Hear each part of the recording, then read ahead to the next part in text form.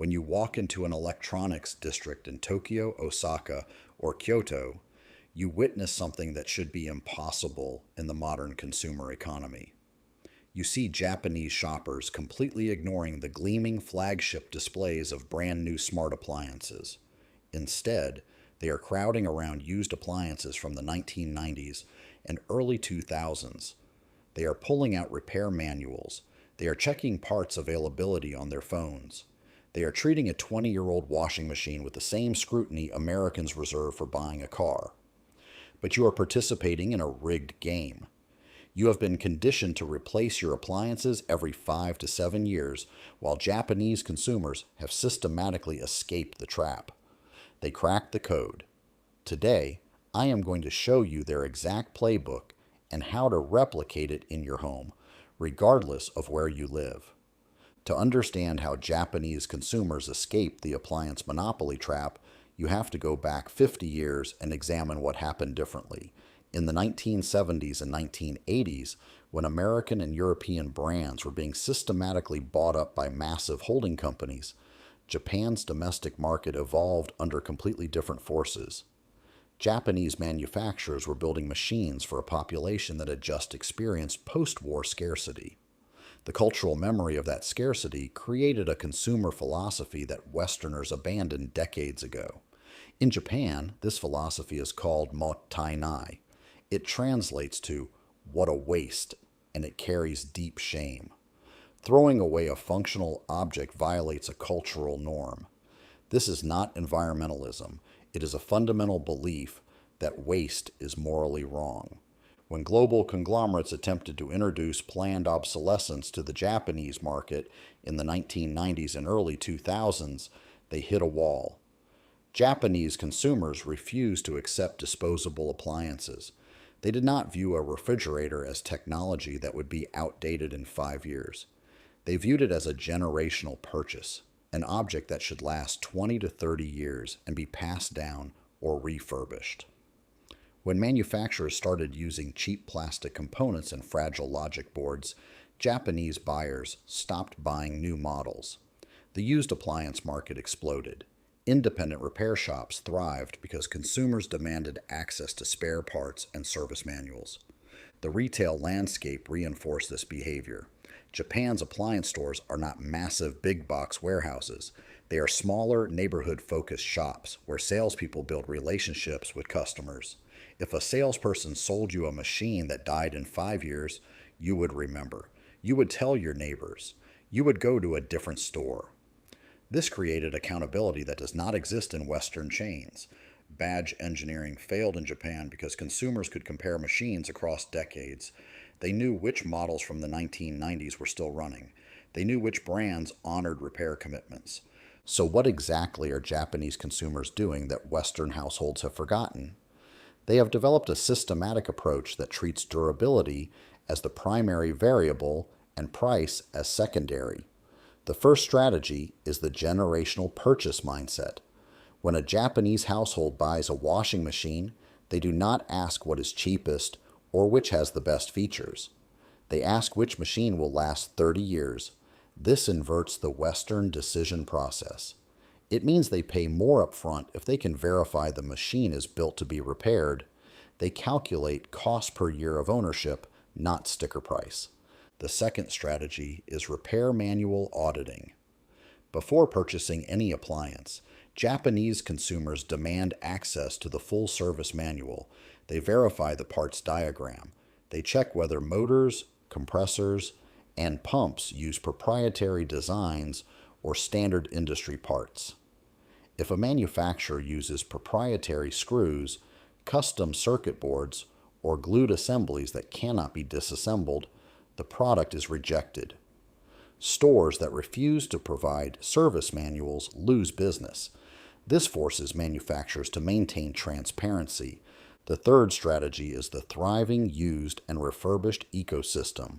In major Japanese cities, you will find entire stores dedicated to professionally refurbished appliances from the 1990s and early 2000s.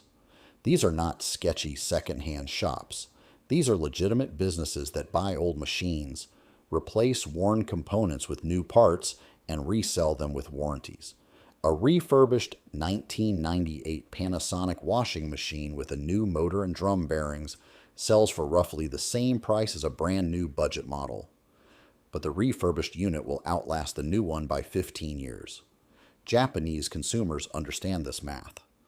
Now, here is where the story becomes truly revealing. When Japanese manufacturers realized their domestic consumers would not tolerate disposable garbage, they made a calculated decision. They segmented their product lines.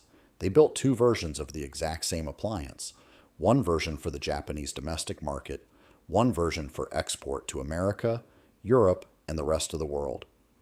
The Japanese market models use heavier steel components, accessible fasteners, and standardized parts. The export models use the exact same cheap plastic platform that Western monopolies wrap in a dozen different logos. If you could place a Japanese market Panasonic refrigerator next to the American market version and take a screwdriver to both, you would see the scam in physical form. The Japanese model has a compressor built with copper coils and steel housing. The American model has a compressor with aluminum coils and plastic housing. The Japanese model uses standard Phillips head screws. The American model uses proprietary torque security screws designed to prevent disassembly. The Japanese model comes with a 20-page service manual in the box. The American model has a 1-page warranty card that voids coverage if you open the back panel. They are the exact same brand. They are built in the exact same factories, but one is engineered to last and one is engineered to fail. Japanese manufacturers discovered something Western conglomerates refuse to acknowledge. Selling repair parts for 30 years is more profitable than selling new units every 7 years. When a Japanese household buys a refrigerator, that brand now has a guaranteed customer for replacement gaskets, shelves, temperature sensors, and compressor parts over 3 decades. The profit margin on parts is higher than the profit margin on new units. The brand loyalty is unbreakable. Meanwhile, Western manufacturers chase the new unit sale, extract maximum profit up front, and lose the customer forever when the machine breaks and cannot be repaired. Here is the dark irony. The better machines already exist. Japanese engineers have already solved the durability problem. These machines are being manufactured right now, but they are region-locked. They are deliberately kept out of Western markets because the corporate monopolies know that if American and European consumers had access to machines that last 30 years, the entire planned obsolescence business model would collapse. You are being intentionally excluded from quality. So how do you break through the region lock? How do you access the Japanese appliance ecosystem from America or Europe? You use the import loophole. This is a 3-part strategy to completely bypass the Western monopoly system. Step 1. Import directly from Japan. There are specialty import services and online marketplaces that ship Japanese market appliances internationally. You will pay for shipping. You will need a voltage converter because Japanese appliances run on 100 volts and Western countries use 120 or 240 volts. The converter costs between $50 and $200 depending on appliance size. But here is the math. A Japanese market washing machine costs $1,200 after shipping and converter. An American market washing machine costs $800 and will need replacement 3 times over the same period. You save $1,200 over 20 years. You keep 2 disposable machines out of the landfill. Step 2. Hunt for Japan spec models through commercial distributors. Some Japanese manufacturers sell their domestic market models through business-to-business suppliers that service restaurants, hotels, and laundromats. If you contact a commercial appliance distributor and specifically request Japan specification models, you can access the better product line without international shipping. Search for commercial-grade Japanese import or Japan spec. These distributors exist because restaurant owners demand machines that will not break. Step 3. Adopt the repair first mindset immediately. Stop viewing appliances as disposable technology. Before you buy anything, demand the service manual. If the salesperson cannot provide it, walk away. If the manual shows proprietary components or glued assemblies, walk away. Find an independent repair technician in your area and build a relationship before your machines break. Ask them which brands they can actually repair and which brands they refuse to service, because parts are unavailable.